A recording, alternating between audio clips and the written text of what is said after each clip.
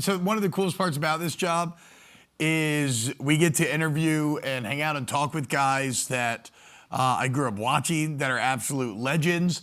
And right now we have a true master of his craft, the ultimate sack artist, NFL Hall of Famer, Jared Allen. Jared, what's up, man? Thank you so much for making some time for us on a busy morning, dude.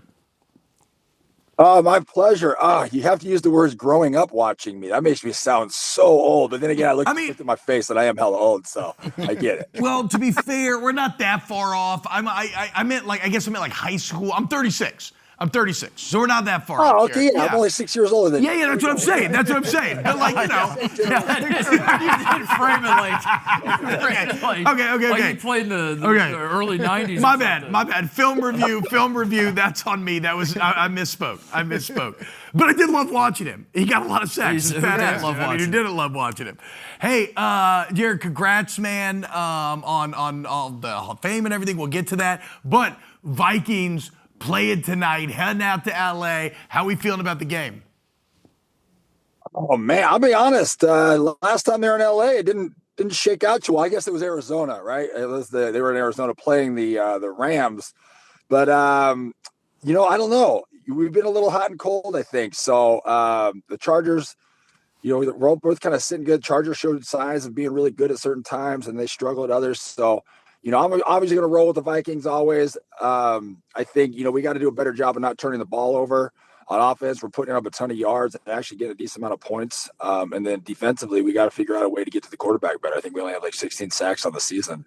And so, I'd like to see them, obviously I'd like to see quarterbacks getting hit a lot harder more often. So, but yeah, I think we're going to be okay. I think, coach will have them in a good, good position to bounce back. Sometimes when you have a tough loss coming on a short week is actually easier because you don't have to deal with all the nonsense throughout the week. You just focus on your task and get ready for the next one. I'm always curious, Jared. So you're obviously a Hall of Famer, one of the best sackers of the quarterback in the history of this game. I'm always curious about Hall of Famers watching guys who aren't as good as them. How hard is it for you to like you're talking about they need to get to the quarterback, like. Is it easy for you to kind of understand that the guys you're watching aren't going to be as good as you, or do you just lose your mind? You're like, it's not that hard. How do you not just beat the guy in front of you and sack the quarterback? It's tough sometimes to watch if you see like continuing errant technique from guys, but there's guys out there that are insanely good, right? There's guys that can operate at a high level, and we got guys like that on the Vikings. You got Gennard, you got Van Ginkel. They both can operate at a high level. The key with long-term success in this league is consistency, right? And you have to be your own biggest critic. You have to be so humble that you're willing to tear yourself apart. I always tell people all the time, I don't really remember the ones I got. I remember every single one I missed, though. And every year I joke, but it's serious. Every year I'm just trying to fool them for the next year, right? I'm just trying to constantly stack year after year. And usually when you see guys have dips, it's nothing major. It's small, minute things. It might be all of a sudden you're not rushing half a man, you're rushing down the middle, right? Your get off might be late. Your stance might be slightly elongated, which is creating a timing issue when you're normally creating contact. So contact points, your angles, all that stuff matters because you got to remember, we're talking about fractions of a second we got to make up, right? When you only have 2.5 seconds to get to the quarterback, or in some instances we used to say 2.25 seconds. All those little things add up. So it can be tough to watch sometimes because that's kind of how my mind focuses and works. I'm very technical. And so when you see guys just kind of running aimlessly, it can be frustrating, but I try not to put myself in those situations and stuff like that. I mean, otherwise each generation is just kind of prejudging the other one. I just like to sit and watch and admire guys who master their craft. And then if I know a guy or have a relationship with the team, and if I can help in any way, I'm always available. But there's some definitely good guys out there. Myles Garrett is one of those guys that is just still nasty and awesome to watch. Jared, we were watching a highlight reel as you were giving that thoughtful answer there, and it showed a best of clip of some of your greatest sacks against some of the best quarterbacks who've ever played. I think Aaron Rodgers was on there, Peyton Manning was on there, Drew Brees was on there. I'm curious to know who made the funniest sound when you hit them of all the quarterbacks that you tackled. Oh, probably like Probably like Phillip Rivers, because he was talking trash the whole time he was going to the ground too. You son of a gun, you ain't gonna get me again, you know. I think the ones I like the most are the ones that don't make sound, because that means you hit them so hard they just disappear. Yeah, they just You hear the breath go out. When they don't have a chance to make that sound, like you've ever been punched in the gut and you lose your breath and you're just like. Those are the ones I like. Yeah, I love the Phillip Rivers stuff, because I've heard that he never cusses, but he was maybe the biggest trash talker in the NFL without saying a cuss word ever. Oh yeah, and a competitor, just an absolute dog. Was so much fun to play against. And the best part with guys like that, then you get to talk trash back, and then they're yelling at their offensive line like, "Uh-oh, someone's in trouble by daddy." Like, it's just you throw the whole family dynamic and drama. You got guys crying by the end of it, nothing to do with football. So, Jared, obviously the Chargers, they're having some issues on their offensive line. They've got some injuries that are starting to pile up there. If you were going up against a guy with like no experience whatsoever, like maybe a rookie or a guy that hasn't had much starting time in the NFL, are you thinking about how you're going to set him up in that game? Like, do you game plan differently given the fact that this guy might not have the experience as opposed to a guy that you're going to have to empty the bag on? Do you just say, I'm going to go into this game, we're going to go full speed and make him stop the first move before I have to hit him with the second move? Yeah, I think that's kind of a misclaimer with elite pass rushers. You typically don't have a bag of moves, right? So I always tell people you have one move and a counter move. That's it, right? Now, how I inflict that move or how I put that technique on you might vary differently. But the toughest part when you're playing against the backup is there's not a lot of film on them, right? And so you asked, would I approach the game differently? I would approach the game expecting to get chipped. I would expecting to get double team, expecting to get slide help, right? So you're not going to get the one-on-one opportunities that you want. So you really have to make sure that you're setting the guy up when you do get a one-on-one opportunity, they take full advantage. And then, yes, you absolutely, you go right at the dude. You hope your D coordinator is calling things to put the guy on an island to try to isolate him in protections, whether it's through blitzes or certain things like that. But it really comes down to film studies. So if you got film on him, because you have to approach a guy with the technique he's going to give you. But when a guy doesn't have experience, yeah, you're trying to set him up. You're talking to him. You're definitely I'm going to be way more physical. My first few rushes are just going to be bull rushes down his throat and see if he can handle it, right? And then, from there, then you're going to work off it. But it really comes down to an expectation of, you just trying to take advantage of your one-on-ones, because the expectation is going to get a lot of help. So we used to have a saying, it ain't a fish till you put him in the boat.